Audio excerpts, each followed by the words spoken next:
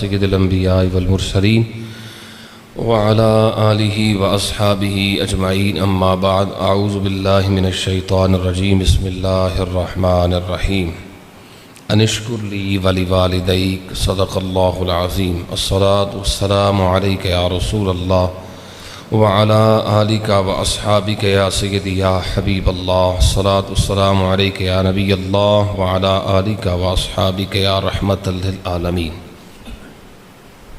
حقوق العباد ہم نے شروع کیے ہیں۔ پہلا حق نبی پاک علیہ الصلاۃ والتسلیم کا ہم بیان کر چکے۔ اللہ اور اس کے رسول صلی اللہ علیہ وسلم کے بعد سب سے بڑا حق والدین کا ہے۔ سب سے زیادہ اہمیت والدین کے حقوق کو قرآن مجید نے دی ہے۔ اللہ تعالیٰ ہی اس کا حکم اور اس کی قدرت ہی دراصل ہمارے وجود کا اصل سبب اور وجہ ہے، مگر اسی کے حکم سے والدین بھی ہمارے وجود کا اور زندگی کا سبب بنے، اس لیے اللہ اور اس کے رسول صلی اللہ علیہ وسلم کے حقوق کے معاً بعد والدین کے حقوق کا ذکر کیا جاتا ہے۔ انتہائی نازک حقوق ہیں والدین کے، حتیٰ کہ حدیث مبارکہ میں یہ فرمایا گیا ہما جنتوں کا و ناروں کا، والدین تیری دوزخ بھی ہیں تیری جنت بھی ہیں، یعنی اگر تم ان کی خدمت کرو، ان کے حقوق ادا کرو تو یہ جنت کا سبب ہیں، اور اگر ان کی نافرمانی، ان کو ستانا، ان کو دکھ پہنچانا، یہ سارے اعمال کسی کی عادت ہوں تو والدین اس کے لیے جہنم جانے کا سبب بھی بن سکتے ہیں۔ اس لیے فرمایا گیا کہ وہ دوزخ بھی ہیں اور جنت بھی، چاہو تو ان کی خدمت کر کے جنت حاصل کر لو، اور اپنی مرضی ہے نافرمان رہو اور جہنمی ہو جاؤ۔ سب سے پہلا حق والدین کا وہ ہے اطاعت، فرما برداری، جو حکم دیں وہ پورا کیا جائے۔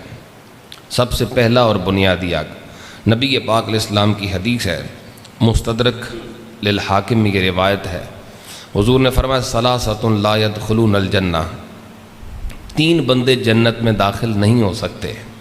پہلا فرمایا العاق لوالدیہ، والدین کا نافرمان جنت نہیں جائے گا۔ والدیوس، دیوس کہتے ہیں اس شخص کو جس میں غیرت نہ ہو اور وہ اس بات کی پرواہ نہ کرتا ہو اس کے گھر والے کہاں جاتے ہیں، کس سے ملتے ہیں، کیا کرتے ہیں، اس کو کوئی سروکار ہی نہ ہو، آزاد خیال۔ موجودہ زمانے میں بھی آپ کو نظر آئیں گے بیویاں کیا کر رہی ہیں، شاپنگ مال گئی ہے، کوئی خبر نہیں وہ کہاں گئی ہے، کس کے پاس گئی ہے، کس سے ملاقات۔ تو فرمایا کہ دیوس جو ہے یہ بھی جنت نہیں جائے گا۔ اور تیسرے نمبر پہ فرمایا والرجلۃ من النساء، وہ عورت جو عورت ہونے کے باوجود مردوں جیسی وضع اختیار کرے وہ بھی جنت میں نہیں جائے گی، یعنی ہے وہ عورت مگر اس نے اپنی عورت والی جو خصوصیات ہیں ان کو ترک کر دیا اور مردوں کی عادتوں کو اپنا لیا، مرد بننے کی کوشش اس نے شروع کر دی۔ لباس، وضاقتہ، چال ڈھال، وہ سارے کام جو مرد کرتے ہیں اس عورت نے کہا میں بھی کروں گی، اور میں بھی برابر ہوں، شانہ بشانہ یا برابری یا اس طرح کے نعرے، میری مرضی، سمجھ رہے ہیں۔ تو فرمایا یہ والرجلہ جو ہے نا، یہ مردانی عورت، یہ فرمایا جنت میں نہیں جائے گی۔ اب تین چیزیں یہاں ذکر کی گئیں۔ پہلا ہے العاق، والدین کا نافرمان۔ آق، لفظ آق کا معنی ہی بے فرمان ہوتا ہے، نافرمان، بات نہ ماننے والا۔ جو آق ہو نا، آق یعنی نافرمان ہو، اسے آق کرنے کی ضرورت نہیں ہوتی، وہ پہلے ہی آق ہوتا ہے۔ آپ سمجھ رہے ہیں میں کیا کہہ رہا ہوں؟ یعنی یہ جو اشتہار چھپتے ہیں نا، میں نے اپنے بیٹے کو آق کیا، اس کا میرے ساتھ کوئی تعلق نہیں، تو بھائی وہ پہلے ہی آق ہے، اسے آق نامہ لکھنے کی ضرورت ہے، کیونکہ آق کا مطلب ہی ہوتا ہے نافرمان۔ سو اس کے لیے الگ سے اتنا تردد کرنے کی ضرورت نہیں ہے، اور جس مقصد کے لیے آق کیا جاتا ہے یاد رہے وہ مقصد بھی شرعی نہیں۔ مطلب کیوں آق نامہ لکھتے ہیں؟ یعنی یہ میرے مرنے کے بعد میری وراثت سے محروم ہے، نہیں کر سکتے محروم، یہ اس کو حق نہیں ہے کہ وہ اللہ کا دیا ہوا حق محروم کرے۔ جو اولاد اللہ نے دی ہے فرما بردار ہے، نافرمان ہے، آزمائش ہے اس کی، امتحان ہے اس کا، یہ آق نامہ لکھ کے اسے جائیداد سے یا وراثت سے بے دخل نہیں کر سکتا، اور ایسے وہ وراثت سے محروم ہو بھی نہیں سکتا۔ بے شک ہزاروں آق نامے وہ چھپوا کے بانٹتا پھرے، پھر بھی وہ وراثت جو شرعی اللہ نے اسے حق دیا اس سے محروم نہیں ہو سکتا۔ ہاں، نافرمان ہونے کا اور آق ہونے کا جو گناہ کبیرہ ہے وہ ضرور اس کے ذمہ ہے۔ ظاہر جو والدین کا نافرمان ہے وہ گنہگار ہے۔ یہ مسئلہ ذہن نشین رہے۔ دوسری حدیث پڑھتا ہوں، نبی پاک علیہ الصلوۃ والسلام فرماتے ہیں کل ذنوب یؤخر اللہ منہا ما شاء الی یوم القیامہ۔ پہلا حق ہے والدین کا فرما برداری۔ فرمایا ہر گناہ کی اللہ تبارک و تعالیٰ سزا جو ہے وہ مؤخر کرتا ہے قیامت کے دن جب تک اللہ چاہے، یعنی فوراً سزا بولو نہیں دیتا، لیکن الا عقوق الوالدین، فرمایا والدین کی نافرمانی یہ وہ جرم ہے اللہ اس کی سزا دنیا میں بھی دیتا ہے، اس کی سزا جلدی ہوتی ہے۔ فإن اللہ یعجلہ لصاحبہ، اللہ تعالیٰ زندگی میں موت سے پہلے یہ ایسے گنہگار کو جو والدین کا نافرمان ہو سزا دیتا ہے۔ اس کی سزا کی پھر صورتیں مختلف ہو سکتی ہیں، بیماری کی صورت میں، اپنی اولاد نافرمان ہو جائے اس صورت میں، یا پھر ذلت کی صورت میں، یا پھر مصیبت کی صورت میں، نقصان کی صورت میں، مختلف شکلوں میں وہ عذاب یا سزا جو ہے وہ اللہ تعالیٰ کی طرف سے آ سکتی ہے۔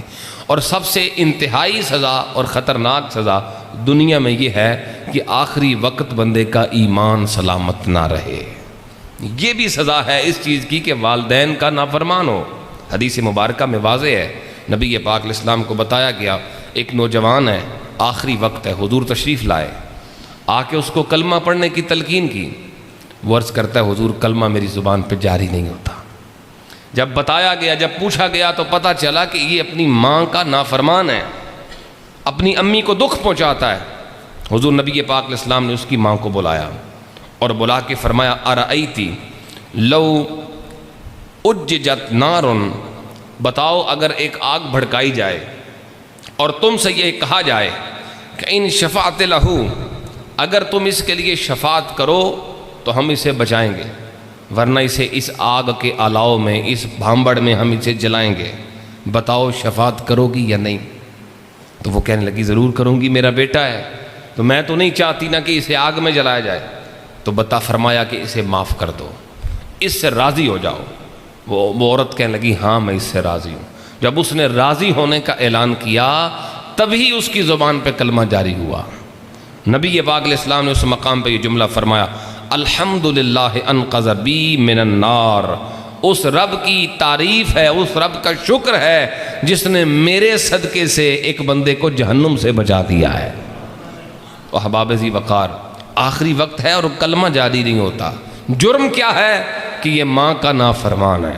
اس کا مطلب یہ ہوا یہ سزا انتہائی سزا ہے دنیا کے اندر کہ اللہ تعالیٰ ماں باپ کے نافرمان کا ایمان سلب کرے یا آخری وقت اسے کلمہ نصیب نہ کرے۔ خطرناک صورتحال ہے، لہٰذا ہم نے جن کے والدین زندہ ہیں وہ راضی رکھے۔ چوتھی حدیث، نبی پاک علیہ الصلوۃ والسلام فرماتے ہیں الا انبئکم باکبر الکبائر، صحابہ بتاؤ تمہیں سب سے بڑے جو گناہ ہیں ان میں سے بھی سب سے بڑے گناہ کب نہ بتاؤں تمہیں؟ جو بڑے بڑے گناہ ہیں ان بڑے بڑے گناہوں میں سے بھی جو بڑا ہے اس کے بارے میں نہ بتاؤں؟ حضور بتائیے، دو گناہ بتائے۔ فرمایا الاشراک باللہ، پہلا ہے اللہ کے ساتھ شریک ٹھہرانا، وعقوق بالوالدین وعقوق بالوالدین، اور دوسرا ہے والدین کی نافرمانی کرنا۔ یہ حق ہے، اور جس نے یہ حق تلفی کی بے شک وہ جتنی نیکیاں کرے اس کی کوئی نیکی اللہ کے ہاں قبول نہیں ہے۔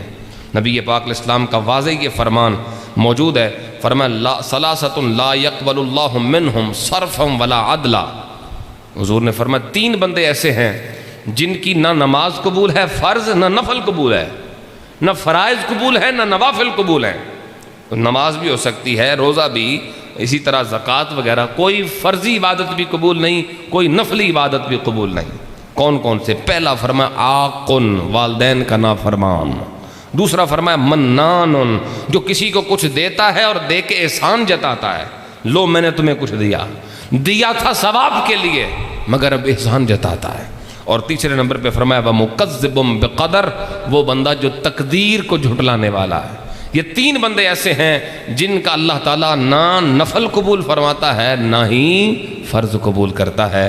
اب مجھے بتائیے جب اللہ فرض اور نفل قبول نہیں فرماتا تو تبلیغ قبول کر لے گا؟ میں نے خود ایک شخص کو دیکھا ہے، اس کی ماں ترس رہی تھی دوائی کے لیے، پوچھا بیٹا کہاں ہے؟ اس نے کہا دبئی تبلیغ پہ گیا ہوا ہے۔ ایسی تبلیغ جس میں ماں باپ کی رضا شامل نہ ہو اللہ تعالیٰ قبول نہیں فرماتا۔ یہ ایک مستحب عمل ہے نا، کوئی فرض واجب تو نہیں۔ ماں باپ کی اجازت کے بغیر اگر کوئی تبلیغ پہ جاتا ہے، اور صرف تبلیغ کی بات نہیں کرتا، پیروں کے عرس پہ چلا جاتا ہے، ماں باپ کی اجازت کے بغیر کسی نفلی کام میں جاتا ہے ثواب کے لیے، اگر ناراض کر کے جاتا ہے تو کوئی اس کی عبادت قبول نہیں ہے۔ یہ عبادات قبول اسی وقت ہیں جب ماں باپ کی مرضی شامل ہو، ماں باپ کی رضا شامل ہو۔ آئیے آگے چلتے ہیں، 5 حدیثیں میں آپ کے سامنے پڑھ چکا ہوں۔ نبی رحمت صلی اللہ علیہ وسلم نے یہ واضح ارشاد فرمایا کہ ماں باپ کی نافرمانی کی سزا دنیا میں بھی ملتی ہے۔ اب اس کی تشریح میں ایک واقعہ، ایک روایت آپ کی خدمت میں عرض کرتا ہوں۔ تابعین میں سے ایک بڑا نام ہے حضرت عوام بن حشب، تابعی ہیں۔ فرماتے میں ایک دن ایک قبرستان کے قریب سے گزرا، دیکھا کہ قبر کھل گئی اور قبر والا ظاہر ہو گیا، نظر آنے لگا۔ اس قبر والے کا جو سر تھا وہ گدھے کی طرح تھا اور جو جسم تھا وہ انسانی تھا۔ 3 مرتبہ جیسے گدھا ہنہناتا ہے، بولتا ہے، اس کے جسم سے آواز آئی، اس کے منہ سے آواز نکلی، پھر وہ خاموش ہو گیا، قبر پھر بند ہو گئی۔ پاس قریب ایک بڑھیا بیٹھی ہے، وہ اپنے کام میں مصروف ہے۔ میں نے ایک عورت سے پوچھا یہ ماجرا کیا ہے؟ اس نے کہا تم نے آج دیکھا ہے، ہم روز ہی یہ منظر دیکھتے ہیں، یہ روز کا کام ہے۔ میں نے پوچھا کہ کیوں؟ یہ قبر والا کون تھا اور اس کا جرم کیا ہے؟ تو اس نے کہا یہ شرابی تھا، اس کی ماں اسے سمجھاتی تھی اور بدلے میں باوجود اس کے کہ ماں بہت سمجھاتی، بجائے اس کے کہ وہ مانتا اور سمجھتا، یہ اپنی ماں کو گالیاں دیتا تھا اور کہتا تھا اماں کیا تو گدھے کی طرح میرے پیچھے پڑ گئی ہے۔ یہ لفظ بولا کرتا تھا، جب سے یہ مرا ہے اس کی قبر سے اسی طرح گدھوں جیسی آواز آتی۔ اللہ تعالیٰ ایسے جملوں کو معاف نہیں فرماتا، اس لیے جن کے والدین زندہ ہیں انہیں قدر کرنی چاہیے، اپنے ماں باپ کو راضی رکھنا چاہیے۔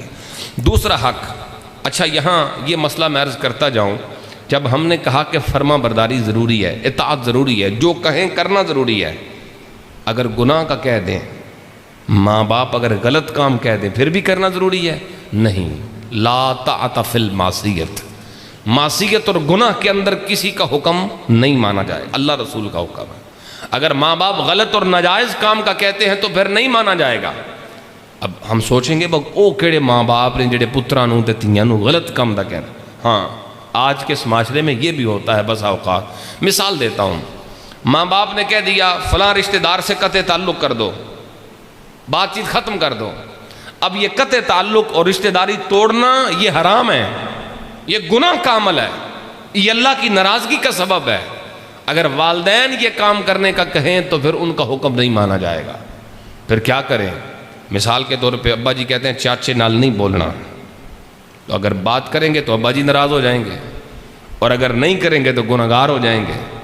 ابا جی کو راضی رکھیں گے تو گناہگار ہوتے ہیں، چچا سے تعلق توڑ رہے ہیں، اور اگر چچا سے تعلق نہیں توڑتے ابا جی ناراض ہو جاتے ہیں، پھر کیا کرے بندہ؟ تو یہاں علماء نے یہ حل دیا ہے کہ ہم ابا کے سامنے ان سے کلام نہ کریں، ابا کے سامنے ان سے بات نہ کریں، کہ یہ ضروری تو نہیں کہ ابا کے سامنے بھی بات کریں، نہ کریں، اعتراض کریں تاکہ ابا جی ناراض نہ ہوں، اور جب موقع ملے ہم سلام کلام کریں، ہم بات چیت کریں، ہم تعلق رکھیں تاکہ گناہ گار بھی نہ ہوں، باپ کی ناراضگی سے بھی بچ جائیں اور گناہ سے بھی بچ جائیں۔ ایسے بہت سارے، مثال کے طور پہ بیٹے نے مولوی کی باتوں میں آ کے داڑھی رکھ لی، کہہ سکتے ہو نا مولوی کی باتوں میں آ گیا ہے، چلو داڑھی رکھ لی اس نے، گھر گیا اماں نے کہا پترا ہے کہ کیتا ہی، ختم کرو اسے، ابھی تمہاری عمر ہی کیا ہے، یہ گناہ کا کام ہے، بات نہیں مانی جائے گی، یہاں مولوی کی مانی جائے گی۔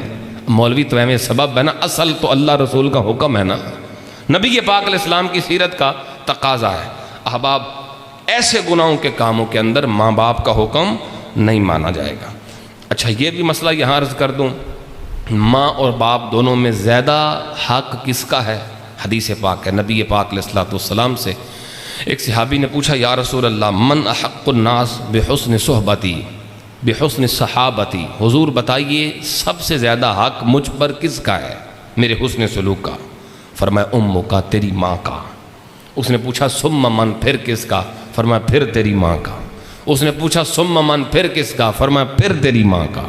چوتھی مرتبہ فرمایا ابو کا، تیرے باپ کا۔ 3 مرتبہ ماں کا اور چوتھی مرتبہ باپ کا۔ یہاں علماء نے یہ مسئلہ وضاحت سے لکھا ہے، یہ ہر معاملے کے اندر ماں کا حق اول نہیں ہے، بلکہ یہ خدمت کے معاملے میں ماں کا پہلا حق ہے، خدمت کے معاملے میں۔ اور جب حکم ماننے کی بات ہو یا تعظیم کی بات ہو تو اس وقت باپ کا حق ماں سے زیادہ ہے۔ یہ مسئلہ ذہن نشین فرما لیں، یہ نہیں کہ امی کی ہر بات کوئی ترجیح دی جائے گی، نہ، خدمت کرنی ہے تو ماں کی زیادہ کرنی ہے۔ مثال دی سیدی اعلیٰ حضرت نے، اس کی مثالیں کئی دی ہیں۔ ایک مثال یہ ہے کہ دونوں میاں بیوی، ماں اور باپ دونوں کہیں سے آئے سفر سے، تو بیٹا چاہتا ہے اب دونوں کی خدمت کروں، دونوں کے پاؤں دباؤں، تو فرمایا کہ پہلے ماں کے دباؤ پھر باپ کے دباؤ۔ خدمت ہے نا، پہلا حق ماں کا۔ کسی کے پاس 100 روپے ہیں، وہ اپنی امی ابو کو خدمت مالی کرنا چاہتا ہے، اسے چاہیے کہ 75 روپے امی کو دے اور 25 روپے اپنے باپ کو دے، کیونکہ خدمت کا زیادہ حق ماں کا ہے۔ لیکن جب حکم ماننے کی بات ہو، اطاعت کی یا پھر تعظیم کی بات ہو، تو پھر ابو کی اطاعت اور تعظیم ماں سے زیادہ ہے، اس لیے کہ باپ وہ ہے جو امی کا بھی سردار ہے، جو امی کے لیے بھی اللہ تبارک و تعالیٰ نے افسر مقرر۔ بعض اوقات یہ ہوتا ہے گھروں میں لڑائی ہو جاتی ہے، ماں اور باپ آپس میں لڑ پڑے، تو بعض اوقات یہ ہوتا ہے کہ بیٹے ماں کی سائڈ لے کے ابے کے خلاف ہو گئے، یا ابا جی کی سائڈ لے کے ماں کے خلاف، دونوں ہی کام ناجائز ہیں۔ جب ماں اور باپ کی آپس میں لڑائی ہو جائے تو اولاد کی یہ ذمہ داری ہے کہ چپ رہے، یا چپ رہے اور پیار سے التجا کرے، احترام سے ریکویسٹ کرے کہ امی ابو یہ بات چھوڑ دیں، لیکن کسی کی سائیڈ لے کے دوسرے کو تکلیف نہیں دے سکتا۔ ہما جنتوں کا و ناروں کا، ایک کو سکون پہنچائے گا اور دوسرے کی بےزتی کر کے جہنمی ہو جائے گا، دوسرے کو سکون پہنچائے گا اور پہلے کی توہین کر کے پھر جہنمی ہو جائے گا۔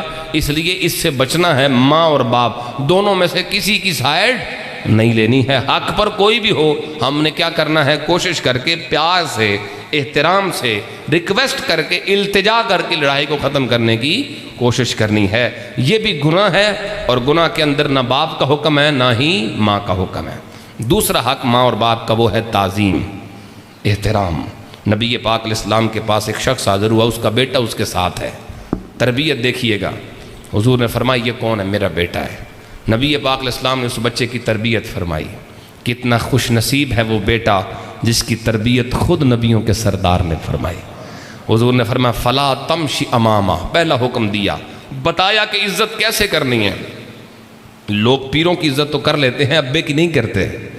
فرمایا فلا تمشی امامہ، پہلا کام یہ کرنا ہے کہ اپنے باپ کے آگے نہیں چلنا۔ کرتا ہے کوئی ایسے؟ نہیں۔ پیر صاحب کے لیے یہ ضرور کریں گے، میں نہیں کہتا علماء کی یا مشائخ کی عزت نہ کریں، لیکن کہتا ہوں ابے کی پہلے کریں، کیونکہ حضور نبی پاک علیہ السلام نے یہ حکم دیا ہے فلا تمشی امامہ، اپنے باپ کے آگے نہیں چلنا۔ جب چل رہے ہو تو پیچھے چلو، ان کی سپیڈ ذرا کم ہے پھر بھی پیچھے چلو، وہ آہستہ آہستہ چلتے ہیں، بزرگ ہو چکے ہیں، تم بھی آہستہ چلو، اپنی جوانی کو، اپنی طاقت کو کنٹرول میں کرو اور آہستہ کر لو، پیچھے چلو۔ اور پھر فرمایا ولا تجلس قبلہ، جب کبھی بیٹھنے کا وقت آئے، کسی جگہ پہ تم نے بیٹھنا ہے، نشست کرنی ہے، تو فرمایا اپنے ابو سے پہلے نہیں بیٹھنا، جب تک ابا جی کھڑے ہیں تم بھی کھڑے رہو، وہ بیٹھیں گے تو تم بیٹھو، ایک غلام کی طرح، ایک خادم اور نوکر کی طرح تم پیش آؤ ان سے۔ فرمایا ولا تدعوہ باسمہ، اپنے ابو کو، اپنے باپ کو کبھی نام لے کے نہیں بلانا، ابا جی کہنا ہے، نام کبھی بھی، یہ مذاق میں جو نام لے لیتے ہیں نا، کچھ عورتوں کو دیکھا گیا کہ وہ اپنی امی کا نام لے رہی ہیں مذاق میں، وہ ماں چلو ناراض نہیں ہوتی اس سے، لیکن اس سے بھی پرہیز کرنا چاہیے۔ مذاق میں بھی بعض اوقات ایسی بات نکل جاتی ہے جو دل کو زخمی کرتی ہے اور ادب کے خلاف ہوتی ہے۔ اور پھر فرمایا ولا تستسب لہ، بڑی خاص بات ہے، اپنے امی ابو کے لیے، اپنے باپ کے لیے گالی کا سبب نہیں بننا، گالی نہیں دینی۔ نبی پاک علیہ الصلوۃ والسلام نے ایک مقام پر ارشاد فرمایا سب سے بڑا گناہ اپنے ماں باپ کو گالی دینا ہے۔ صحابہ اکرام نے عرض کی یا رسول اللہ کون ہے جو اپنے ماں باپ کو گالی دے؟ سنیے گا، حضور نے فرمایا ہاں ایسے لوگ ہیں، یسب ابا الرجل، ایک شخص نے دوسرے کے باپ کو گالی دی، فیسب اباہ، اس نے اس کے باپ کو گالی دی، تو فرمائے جو کسی کے باپ کو گالی دے اور اپنے باپ کو گالی پڑوائے یہ اسی طرح ہے جیسے اپنے باپ کو گالی دے رہا ہے. ہم کسی کی ماں کو معاذ اللہ برا کہیں، وہ ہماری ماں کو برا کہے، گویا سبب ہم بن رہے ہیں، گویا ہم ہی اپنے ماں باپ کو گالیاں دینے والے ہیں. اس لیے کسی کے ماں باپ کو گالی نہ دو کہ بدلے میں وہ تمہارے ماں باپ کو گالی دے. سبب نہ بنو، ماں باپ کو گالیاں پڑھوانے کا سبب نہ بنو، ان کی تعریف کا، ان کے احترام کا سبب بنو. پھر نبی پاک علیہ الصلوۃ والسلام نے اس مقام پہ یہ بھی واضح کیا، صرف ماں باپ کا ہی ادب احترام نہیں، اکرام صدیقہما، ماں باپ کے جو دوست ہیں ان کی بھی تعظیم کرنا لازم ہے اولاد پر. ان کے جو تعلق والے ہیں، ماں کی جو سہیلیاں ہیں، ابا جی کے جو دوست ہیں، ان کا بھی احترام یہ ان کے حقوق میں شامل ہے. نبی کے پاک علیہ السلام نے ایک مقام پہ فرمایا ان ابر البر، سب سے بڑی نیکی کیا ہے؟ حضور نے فرمایا صلۃ الولد اہل ود ابی، ابا جی کا جن محبتوں سے تعلق تھا، جن سے پیار کا رشتہ تھا، جن سے رشتہ داری تھی، ان رشتہ داروں کے ساتھ، ان محبت والوں کے ساتھ، ان تعلق والوں کے ساتھ اگر کوئی حسن سلوک کرتا ہے تو فرمائے کہ سب سے بڑی نیکی ہے. وہ اپنے باپ کی نسبت کی عزت کر رہا ہے، وہ اپنے والدین کی نسبت کا حیا کر رہا ہے. ہمارے یہاں کیا ہوتا ہے، دوست تو دور رہ گئے، تعلق والے تو دور رہ گئے، ابا جی اگر نکاح کر لیں، وہ اس کی بیوی ہے نا دوسری، اب اولاد دوسری بیوی کو امی ماننے کو تیار نہیں ہے. ہمیں بتایا گیا کہ ابا جی کے جو دوست ہیں ان کی بھی عزت کرو، اور یہ اس کی بیوی کی عزت کرنے کو تیار نہیں جو اس کی ماں ہے. اگر ماں دوسرا نکاح کر لے، ایسا ہوتا ہے معاملہ، اس کو شریعت نے جب حق دیا ہے وہ کر سکتی ہے، تو اب یہ جو اولاد ہے یہ اس دوسرے بندے کو باپ ماننے کو تیار نہیں ہے. حالانکہ کیا سکھایا شریعت نے؟ اپنی ماں کی تعلق والی سہیلیوں کا بھی ادب اور احترام کرنا ہے، اور ہم اس کے شور کا نہیں کر رہے. یہ معاشرے کی خرابیاں ہیں، اور یہ خرابیاں پیدا کی ہیں ہمارے معاشرے میں ڈراموں نے. ڈرامے دیکھ کے قوم کا دماغ خراب ہو چکا ہے، شریعت اسلام کا کچھ پتہ نہیں. آخری حق اور بات مکمل، حضور نے فرمایا خدمت. تیسرا حق ہے خدمت، عزت، اطاعت، اور تیسرا ہے خدمت. ایک شخص حضور کی خدمت میں حاضر ہے، حضور ابا جی مال لے لیں دینے، میرے کو پوچھ دے ہی نہیں، مجھ سے نہیں پوچھتے، مال لے کے خرچ کر دیتے ہیں. سرکار نے فرمایا انت ومالک لابیک، تو بھی اپنے باپ کا ہے، تیرا مال بھی تیرے باپ کا ہے. وہ کر سکتا ہے. اگر ابا جی محتاج ہیں، ضرورت مند ہیں، تو بیٹے کے مال میں سے وہ بغیر ضرورت کے بھی لے سکتے ہیں. ایک صحابی نے عرض کی یا رسول اللہ، کندھوں پہ بٹھایا امی کو، سفر پہ لے گیا ہوں، 6 میل تک کندھوں پہ بٹھا کے سفر کیا ہے.